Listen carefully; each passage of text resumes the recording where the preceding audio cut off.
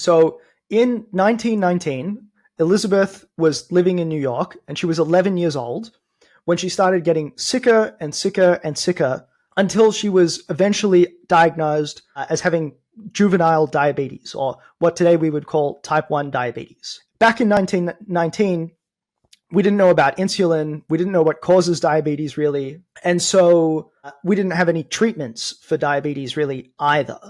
And so the prognosis that Elizabeth had at the time was that she would only live a few more months before she died, as was the case for everyone who had diabetes at the time. What had recently been discovered, though, was not insulin or a cure for diabetes, but a method of extending the lifespan of people who had diabetes. People had worked out that if you were to really limit the nutrition of someone who had diabetes, so to keep their sugar levels really low, then you could extend their lifespans from a few months to maybe a few years. And so Elizabeth went to a clinic where her nutrition levels were really balanced. So she was teetering just between starving to death and having so much sugar in her blood that she started getting diabetic symptoms.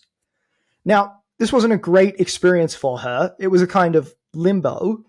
But what it did enable is that she lived for 3 years instead of dying after a few months. And then in 1921, when insulin was discovered and became available as a therapy, Elizabeth was able to access it and then went on to live into her 70s, a relatively normal lifespan after this period. And I think it's a great story in terms of an analogy to preservation or cryonics for quite a few different reasons.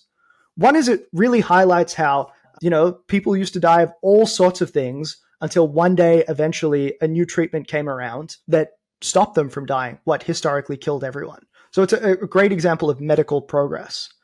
But the second part that I think is great is it's really like analogous to the idea of what I have in mind of stasis, of taking someone, and even if we can't cure the disease that's killing them today, maybe we can at least prolong them in a period of limbo or stasis or inactivity until such time as we do have treatments that can restore them properly to health.